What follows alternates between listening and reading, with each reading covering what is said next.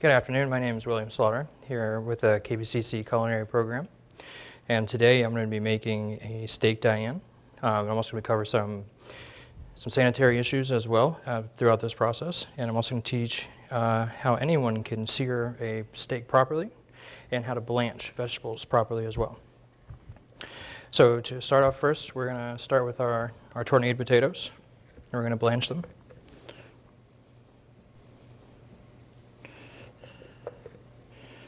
Because they cook the longest. It's actually a two-step process. To make this process go a little bit easier, I'm going to use a spider. You can use any slotted spoon you may have at home, plastic, metal, whatever fits your fancy. But this is a little more easier. So we're going to let these blanch for a little bit.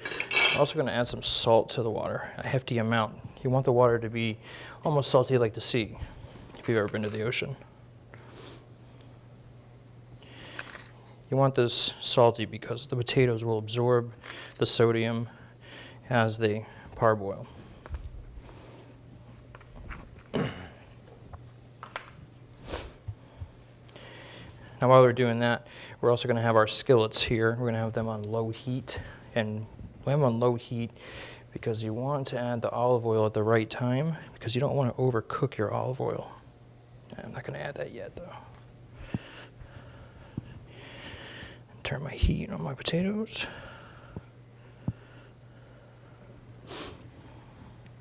Now while the potatoes are doing that, we want to make sure that if you don't have gloves like I do on my hands, you want to make sure that you're cleaning your hands properly.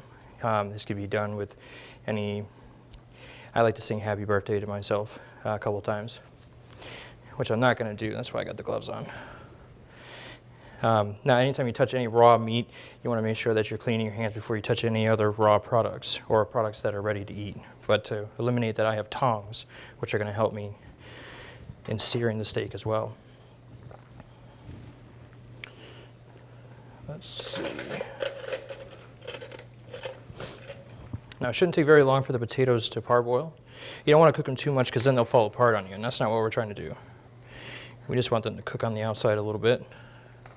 You can definitely check the doneness of your potatoes with a fork. If they fall apart when you push a fork into them, that means you've cooked them too much. They should also just fall right off the fork when they're done.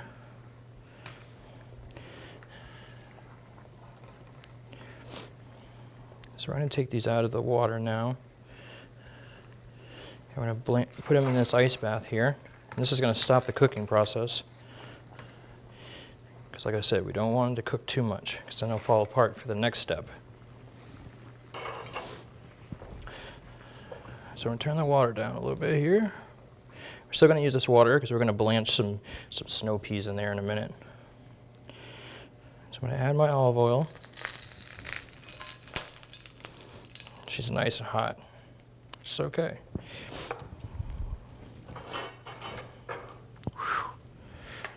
And we're going to sear the steak. Now beforehand, I took the steak out, I let it get to room temperature, and then I added I salted it very liberally with salt and pepper.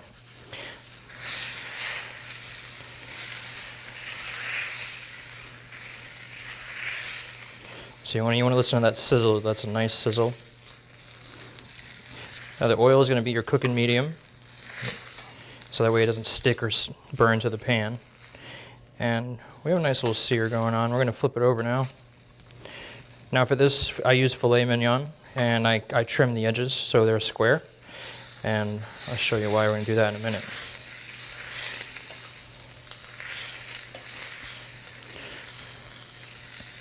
I'm just rotating it a little bit just so it doesn't burn. And because it's such a tender meat, you don't want to cook it too fast because then it'll get tough.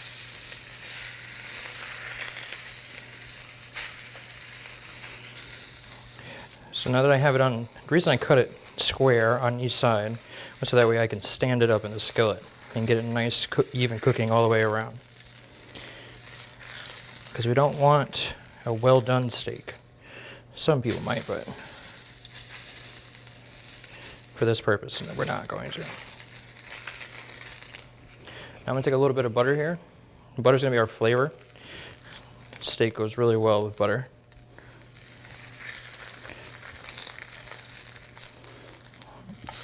I'm gonna lay it back down.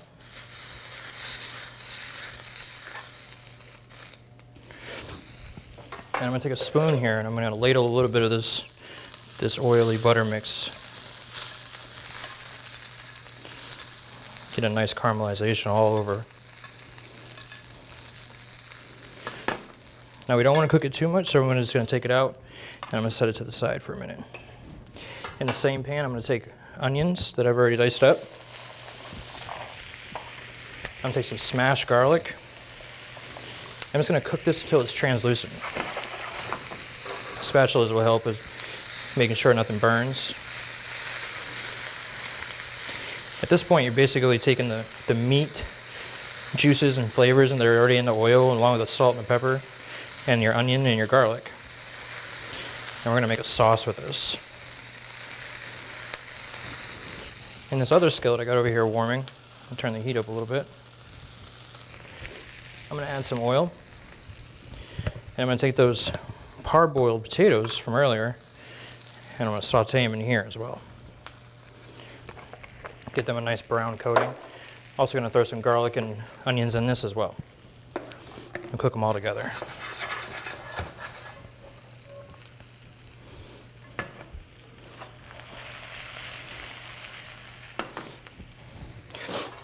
All right.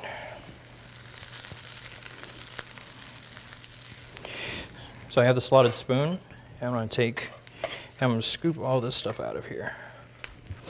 I'm going to put it back in this container that the garlic originally came in. I just don't want to burn this. Now that I've infused this oil and this butter with the garlic and the salt and the pepper and the steak juices, I'm going to add some mushrooms, some shiitake mushrooms, which are going to add some even more savory umami flavor.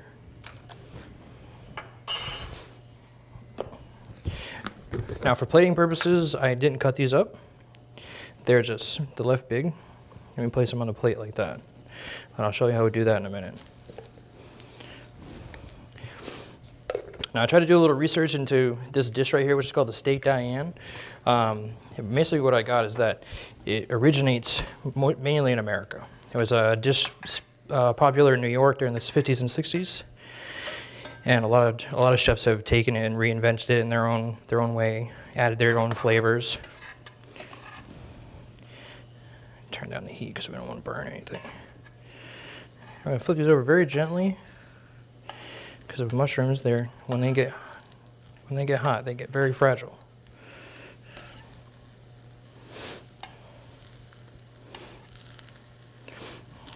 A little side note about mushrooms is you can eat them raw if you want, but they're only nutritious after they've been cooked a little bit.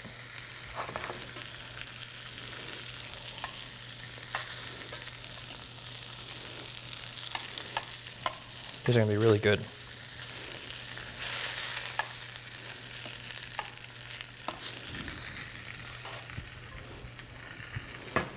Okay, let's go ahead and get our potatoes out of the ice bath here. All right, throw them in there.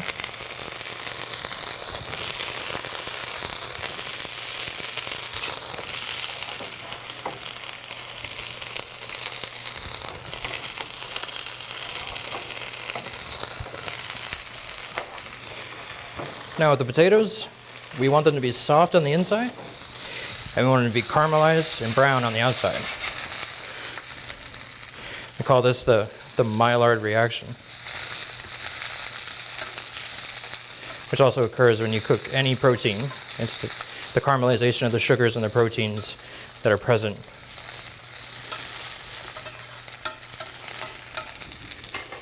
Now, while both of these are doing their thing, I'm going to blanch these beautiful little snow peas we got here still in the pod. Get that water up to temp again.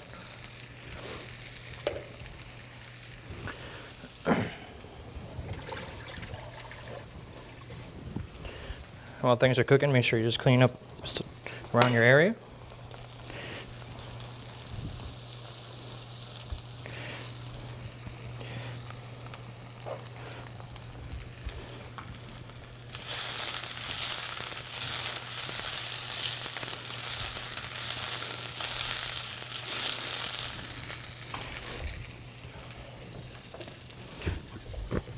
Gonna throw in a little butter with the potatoes because we want that flavor.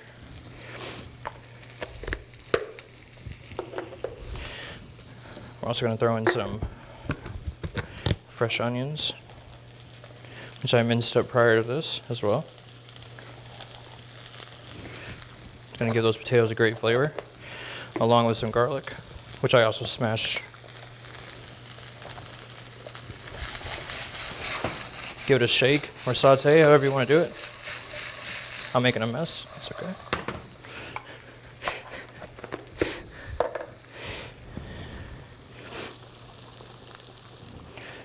I'm gonna remove these mushrooms so they don't cook too much. I think they've absorbed enough of the flavor now. My water's up to temp.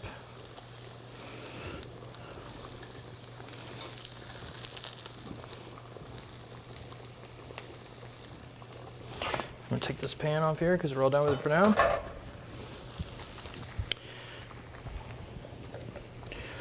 Let's go ahead and throw these in here. Now, when you throw the pea pods in here, they don't need to be in there very long. Maybe 10, 15 seconds. Any longer, they're gonna turn weird colors. That's not what you need. I'm actually gonna take the skillet back. So, at this point, I'm gonna take my onions and my garlic and throw them back in the skillet. And I'm gonna throw some cognac in here. I'm gonna flambe this. It's always important to remember that you never pour from the bottle because the fire could reach back up into the bottle. Oh, I don't have a lighter. Once your alcohol is cooked off, then you're gonna go ahead and you're gonna add a little bit of this Dijon mustard, or this brown mustard that I'm using today.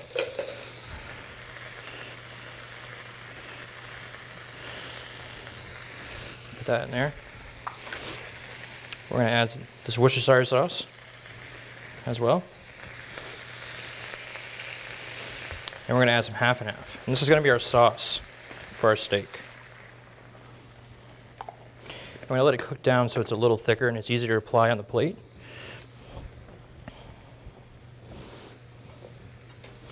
Get my pea pods out of here.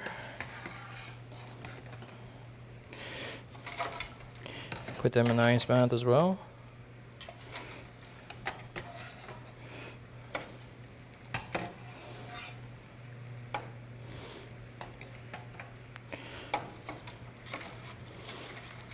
And like I said before, the ice bath will slow the cooking process or at least eliminate it from continuing. Turn my heat down. Just gonna stir this, get everything incorporated. Now if you're feeling up to it, I would recommend taste testing your sauce as you go, adding salt and pepper where needed. Or adding any other flavors you feel you need, but this is basically it right here for the Steak Diane. I'm gonna cook this sauce down until it's thick, or nappe, which means to stick to the back of the spoon.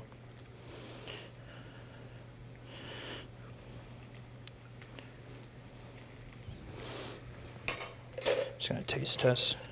I like to keep 2 containers on hand, one for spoons that are clean, one for ones that are dirty. That's got a great flavor. I'm gonna add a little more salt though.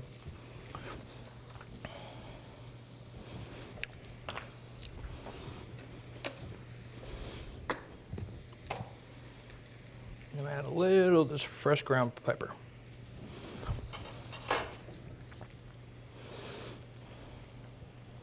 So over here in the pan beside me, we still got the potatoes that are doing their thing. They're browning up nicely.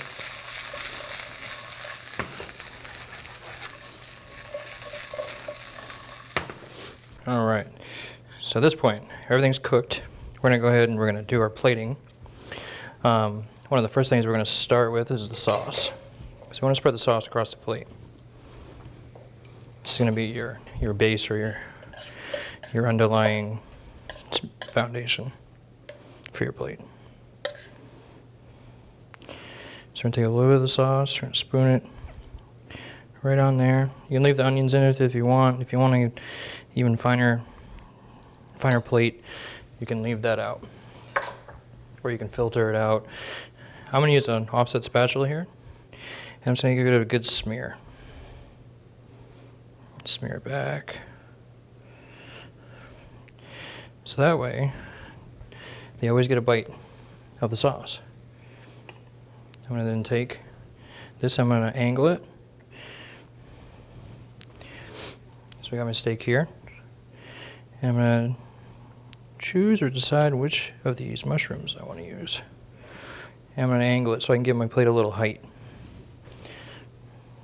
Might add 2 of them, just because.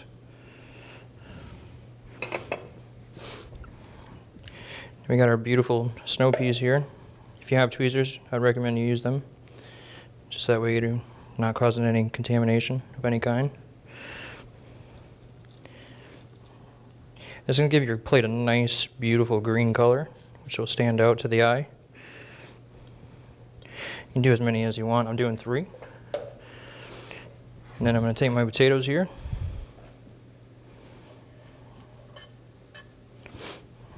I'm going to place them presentation side down.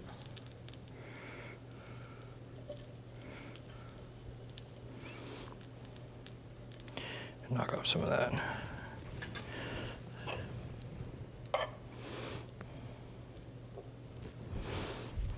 There we go.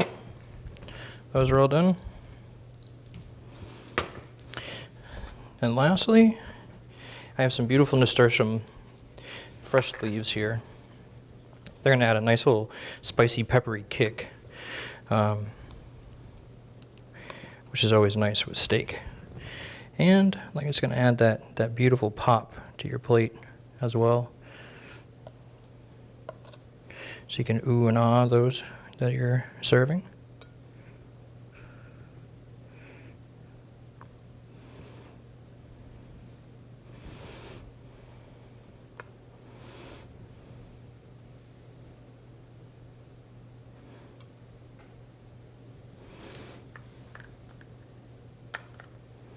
Grab one more.